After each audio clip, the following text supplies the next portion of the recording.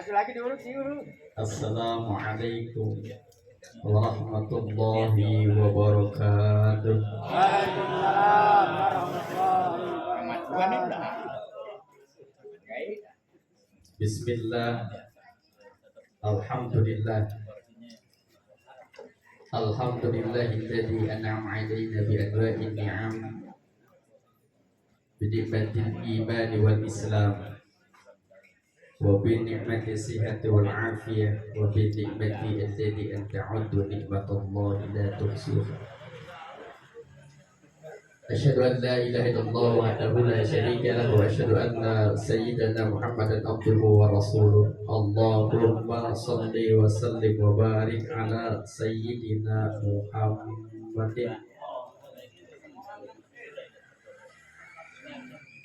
Kacang amplop itu kacang. Mana pada dia baik baru nemu kacang apa? Lain Nabi Muhammad nama kacang. Kacang bebas. Apalagi yang besok ya. Guru ada baik guru. Amma ba'du. Takut nanti kelantasan ngomongnya ke situ terus. Langsung kita tutup dengan tanggapan. Faya hadratal mukarramin, para alim ulama, para masyayikh, para kiai, wabil khusus yakni sahibul bait, yakni Bapak Trisatono selaku di sini yang dituakan sama guru kita Ukram Ustaz Susilo Tomo yang ngomong tadi benar sampai semangat luar biasa. Tapi kalau ngelihat begini yang lebih semangat romannya penontonnya. Pengen buru-buru nganter, pengen buru-buru mendengar cerita. Kita doakan mudah-mudahan Al-Karam Ustaz Susilo Tomo besok pada saat akdu, bukan adu. Jadi kata kiai katanya romannya adu, ini mah adu nikah, beradu nikah. Pada saat akdu nikah yang akan dilaksanakan pada tanggal 21 besok di Sukabumi, mudah-mudahan berjalan dengan lancar. Mudah-mudahan senantiasa mendapatkan barokah dari Allah Subhanahu wa taala. Besok malam minggu yang antar mudah-mudahan selamat sampai tujuan. Mudah-mudahan semua sehat walafiat dan juga mudah-mudahan senantiasa dalam lindungan Allah Subhanahu wa taala. Dan juga guru-guru kita yang sama kita muliakan, Al-Haram Radhiyallahu Kiai Haji Muhammad Kufron Sarjana Agama, dan juga Al-Haram Baru Ustaz Muammar Wail Sarjana Pendidikan Islam, Al-Haram Ustaz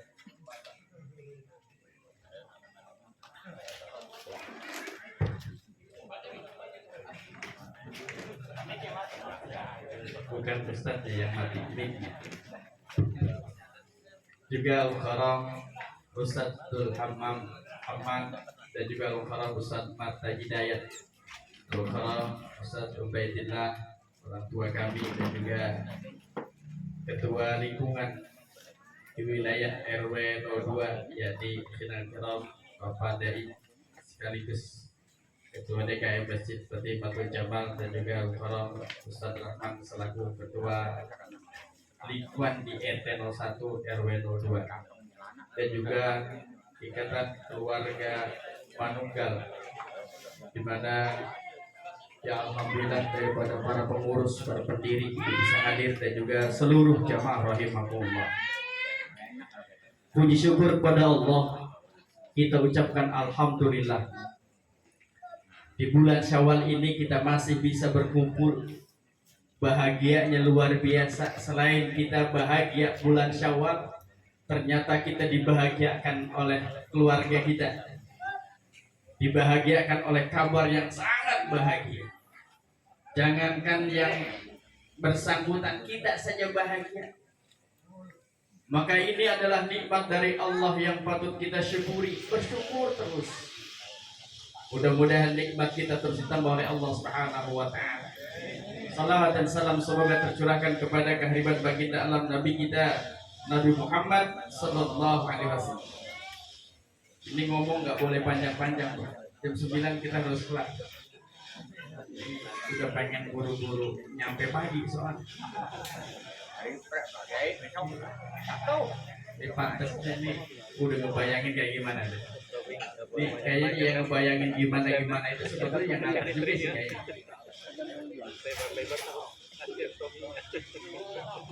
Para jamaah rahimakumullah, tentu memang kembalinya adalah kebahagiaan kita itu dengan teman kita. Ada satu hal yang harus kita catat di sini. Memang kalau takdir Allah susah.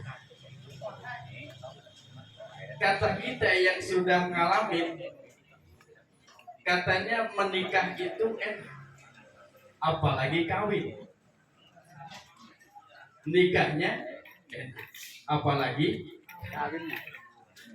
kawinnya gurih.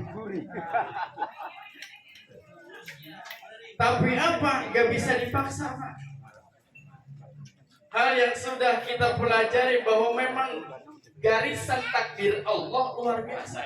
Nah, pada tahun inilah Ustadz Tomo ditakdirkan oleh Allah untuk bisa menikmati surga dunia.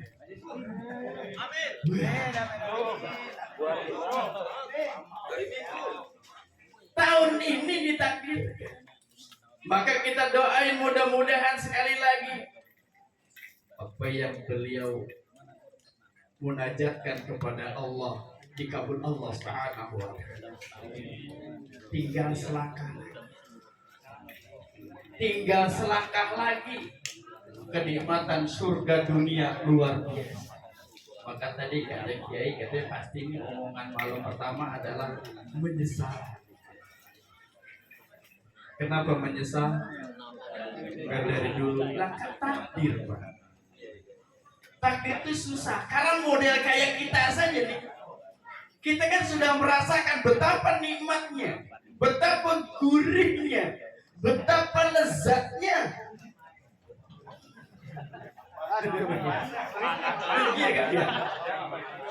Ada yang ngomong gituan gak enak. Semua ngatain enak, tapi kira-kira bisa nambah. Tuh kan tembak ngomong doang. Takdirnya belum, pengennya mah iya. Pengennya mah segudang. Asal ngelihat perempuan pantasnya. Asal ngelihat perempuan cakep pantasnya. Punya duit dikit pantasnya. Pengen nambah lagi, cuman pantasnya. Kenyataannya boro-boro nambah. Handphone diketepin bini nyerah. Karena takdir.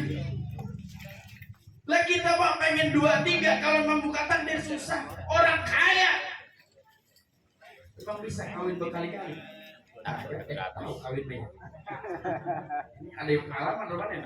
Kalau saya ngomong kawin, ya ilah kan gitu. Nikah. Orang kaya, harta banyak berlimpah. Kira-kira bisa nikah berkali-kali. Bahkan di sono ada, Pak. Gajinya cuma 1 juta ke bawah, bininya 3. Lumayan kali cepet. Makanya saya belajar dari mereka, Ustaz. Ya, saya belajarnya bukan belajar nikah tiganya, bukan. Saya belajar dari mereka, betul-betul meyakini bagaimana tentang konsep takdir Allah. Apa kata mereka, Ustaz? Kenapa saya bisa menikah, punya istri 3? Inilah kekuasaan Allah. Hebat ngomongnya udah lebih dari saya. Saya kan Ustaz. Tapi kan Ustaz cuma teori doang. Dan terus saya sudah memahami betapa konsep takdir luar biasa. Apa itu? Saya kan cuma 1. Dan terus gaji saya di bawah 1 juta. Tapi kenapa Allah takdirkan saya punya bini 3? Emang gue puyeng sih. Yang ujung-ujungnya gak enak. Emang gue puyeng ya. Cuman kan takdir Allah. Iya juga ya. Ustaz gimana gak hebat? Masih muda ganteng. Ya udah gak usah diomongin gantengnya mah. Tapi kenyataannya sampai sekarang. Jangankan menikah lagi. Kan cuma tadi pantasnya pengen doang. Kenyataannya boro-boro. Kita ngomong kan depan orang-orang udah genit. Coba depan bini. Ya kan ya. Nah, ini namanya konsep tadi kan. Maka apa? Gak bisa Pak hal kayak begitu tuh bisa dipaksain. Gak bisa kita permainkan. Gak bisa kita kemudian paksakan dan sebagainya. Tidak, kenapa? Karena memang konsep tadi. Allah sudah menuliskan dalam Lauhul Mahfuz tentang beberapa takdir. Yang pertama, ada yang bisa berubah, ada yang tidak bisa berubah. Salah satu yang tidak bisa berubah, yang mudah adalah ini. Jodoh ada di tangan. Makanya Ustaz,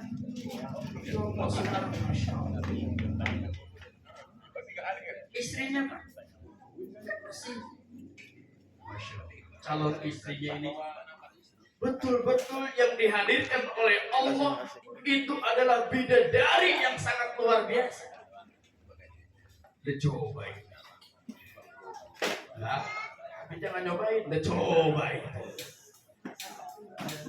Ini takdir dari Allah, pilih-pilih ke sono kemari. Maka apa? Kembalinya adalah kepada bahwa semua adalah ketetapan dari Allah Subhanahu wa Ta'ala. Maka itu tinggal kita. Ini wabil khusus kepada Rukhara Ustaz Tomo. Sebetulnya konsepnya udah banyak banget. Tinggal prakteknya doang. Bener ya? Sebetulnya nggak perlu diajarin. Nggak perlu diajarin. Ya lo kan nggak bisa. Besok malam Senin nelfon kita tuh berarti. Jangan-jangan nomor telepon langsung di backlist semua yang ada di sini. Rese nih rumahnya nih. Kayak malam Senin pada di ini nelfon sengaja gue kita ganggu terus gitu. Ya. Jadi kembalinya kepada itu. Maka itu apa? Kita tinggal mendoakan. Maka mudah-mudahan Al-Karam Ustaz Susilo Tomo betul-betul apa yang beliau tadi sampaikan ayat. Wa min ayatihi, bahwa di antara tanda-tanda kebesaran Allah, tanda-tanda kekuasaan Allah, min ayatillah an khalaqalakum, yakni menciptakan kita semua, min anfusikum azwaja, yakni pasangan. Beliau sudah tahu konsep ini semua, makanya apa? Dibacakan ayat ini agar yakin bahwa memang ini adalah betul-betul yang Allah berikan kepada kita. Tapi untuk apa? Litaskunu ilaiha, agar mereka lebih tenang lagi. Kalau kemarin mungkin masih gerasa gerusuk, kalau kemarin mungkin masih gede ambek, kalau kemarin mungkin masih egois, besok udah punya bini, insya Allah tenang luar biasa. Gimana nggak tenang? Punya bini kan tenang ya. Kalau punya bini tenang luar biasa. Kalau belum punya bini, gimana mau tenang? Pusing siapa yang ngobatin?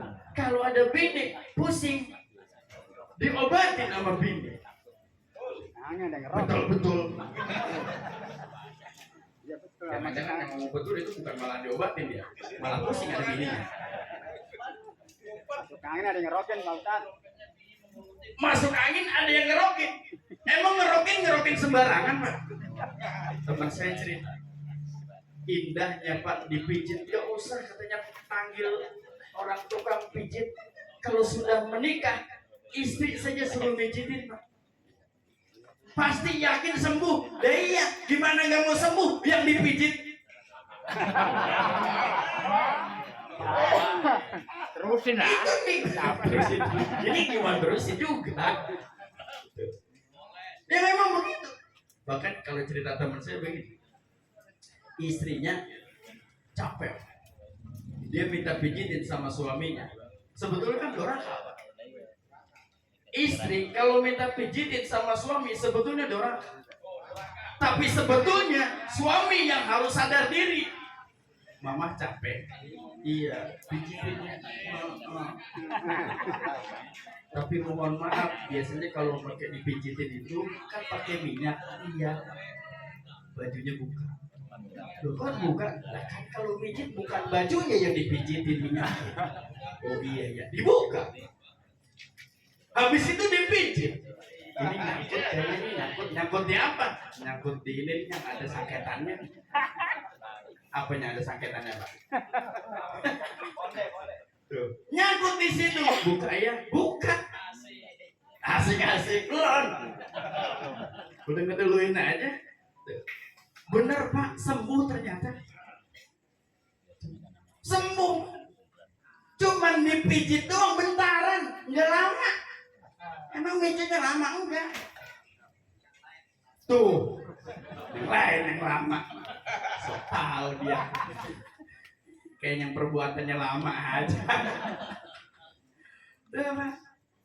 Ini barangkali Masya Allah. Kenapa? Di tas kudu Allah janji bahwa orang yang menikah dia itu akan tenang kehidupan. Amin. Bahkan kamu punya bini apa bener-bener? Ada yang menghibur, ada tempat curhat, ada tempat segala-galanya. Kalau kita sedang bagaimanapun keadaan kita, pulang ke rumah rasanya ademnya luar biasa. Sehebat apapun ngelihat orang di luar, kalau bukan istri kita, maka nggak adem Pak. Tuh lihat di situ nggak adem Pak. Jembatan. Di jembatan Pak itu emang orang nggak cakep apa? Cakep. Emang ngelihatnya kita adem. Kagak Pak, panas bawaannya. Pengen neduh di situ gitu maksudnya. Ya tapi kan kita Pak nggak seadem yang di rumah. Coba kalau di situ Bapak, emang kan cuma kecilinguk. Hebatnya istri kita. Lah kalau sama istri kita, jangankan orang lewat, mertua ada kok cuek saja. Tuh, bodoh amat. Tuh, pengalaman. Kenapa? Ini hebatnya istri. Makanya apa? Allah hadirkan itu pasangan. Buat apa tujuannya? Bikin adem hati kita. Bikin dewasa hati. Allah sudah janjikan itu semua. Kemudian apa? Wa ja'ala bainakum mawaddatan warahmah. Dan kemudian menjadikan di antara kita ini orang yang sudah menikah mawaddah warahmah. Dia itu kasih dan sayang. Saling mengasihi, saling menyayangi. Waktu masih muda tidak mengasihi, tidak menyayangi, tapi sekedar mencintai, maka cinta itu betul-betul buta. Kenapa dikatakan buta? Karena kalau cinta orang hanya sekedar sesaat saja, ngelihatnya cuman yang abstrak saja, ngelihat yang cuma tampak saja, yang tidak tampak nggak kelihatan, yang penting kelihatannya gurih, kelihatannya cantik, kelihatannya bagus, kelihatannya montok, kelihatannya behedol, kelihatannya segala-galanya. Tapi di dalam itu nggak kelihatan. Itu kalau sedang mencintai. Makanya apa? Ayat ini tidak ada kalimat mahabbah, saling mencintai. Kenapa? Karena muncul ketika sudah berumah tangga adalah mawaddah warahmah. Saling suka, saling sayang, saling mencintai, bukan mahabbah yang cinta Romi dan Yuri. Kalau orang pacaran itu mahabbah namanya. Maka yang mahabbah itu gak kelihatan. Mahabbah itu mohon maaf, dia cuma ngelihat yang cakep-cakepnya doang. Habis itu hilang. Maka orang kalau cintanya mahabbah saja, tidak sakinah mawaddah warahmah, maka kadang-kadang mohon maaf rumah tangga tidak akan lama. Maka Allah betul-betul sangat indah memberikan pelajaran kepada kita bahwa orang yang sudah menikah diberikan pasangan masing-masing, maka kehidupannya akan sakinah mawaddah warahmah. Kita asal ngelihat apa-apa, yang kita lihat adalah istri kita. Sebagaimana anjuran baginda Rasul, jika engkau mengagumi seorang wanita di pinggir jalan, maka pulanglah, kata baginda Rasul. Kenapa? Lihat istrimu, karena hakikatnya apa yang ada pada perempuan yang kau kagumi ada pada istrimu. Baginda Rasul ngomong. Kalau kita roman ngelihat orang di pinggir jalan itu montok bibir bermenor, demplon luar biasa, nggak usah dikagumi Pak, pulang saja, di rumah juga ada. Begitu maksud baginda Rasul. Kenapa? Karena yang kita kagumi yang di luar itu adalah bukan jatah kita, dan itu adalah setan yang menggoda. Kan setan hebat bener. Sebelum menikah atau bahkan dengan mahram kita yang buka apa namanya, orang yang haram kita nikahi, ketika kita ngelihat pasti kita nafsu luar biasa, kita pengen memiliki dan lain sebagainya. Kenapa? Karena setan itu menggoda kita. Senjata paling utama ketika Allah sampaikan kepada iblis, kepada setan, ketika diturunkan ke bumi, senjata utama engkau iblis adalah itu perempuan. Maka perempuan kan luar biasa. Jadi perempuan adalah senjata utama iblis, tapi bukan iblis perempuan, tapi senjata utama mereka. Kenapa? Dideketinlah mereka. Nah kalau perempuan apa? Jangankan kelihatan paha, kelihatan betis saja Pak, masya Allah. Bapak ngelihat betis perempuan kira-kira gimana? Tuh pengen. Tebang pengen betis doang. Coba kalau laki-laki Pak, pakai celana sampai kelihatan tuh paha, ada yang nafsu kira-kira? Ada. Nafsu pengen ngebledok. Perempuan kelihatan cuma lengannya doang, masya Allah. Nafsunya luar biasa. Laki-laki jangankan kelihatan lengan, ketek apa kelihatan coba lihat gua. Kenapa? Karena memang iblis nggak masuk pada jasad laki-laki. Bau kali ya. Tapi kalau perempuan, karena memang apa? Senjata utama iblis ada pada perempuan. Coba bibirnya saja kalau perempuan mama digantungin sama iblis. Iblis ada pada bibir perempuan. Makanya apa? Perempuan kalau ngomong kelihatan bibirnya, masya Allah. Maka dimenor-menorin. Coba kalau perempuan apa laki-laki bibir dimenorin, kira-kira gimana? Laki-laki kenapa? Itu kan bibirnya. Nggak pantas Pak, lagian nggak indah dilihatnya, hidungnya nggak indah, matanya nggak indah, kuping apa lagi, pipi nggak indah. Tapi perempuan, apapun yang ada perempuan apa pada perempuan, maka itu menjadi indah. Kenapa? Karena memang iblis yang goda. Coba udah nikah dah, iblis udah nggak nemplok lagi Pak, udah merah tuh iblis. Kalau sudah jadi muhrim kita, kalau sudah jadi halal buat kita, iblis sudah nggak nemplok lagi di situ. Tapi di mana nemploknya iblis? Di dompet Pak, di dompet. Hebatnya iblis. Lah kita ngelihat bibir bini, kira-kira nafsu? Kagak tuh. Bini Pak di rumah telanjang total, kira-kira nafsu nggak? Agak nafsu? Enggak sama. Kalau bini saya telanjang total di rumah, saya nggak nafsu. Kalau di kamar persis tuh, baru. Nah kalau masih di rumah, mau beli apa habis dari WC, udah menahan. Tapi memang begitu Pak. Waktu kita masih bukan muhrim, coba Pak, mohon maaf, kesenggol saja nyetrum Pak. Kesenggol perempuan, nyetrumnya luar biasa. Coba jadi bini Pak, ada setrumnya. Hilang kemana tuh setrum? Karena iblis sudah nggak ngoda lagi. Tapi apa? Ketika belum halal maka iblis menggoda. Jangankan istilah sampai menguasai, kesenggol aja setrumnya luar biasa tuh iblis.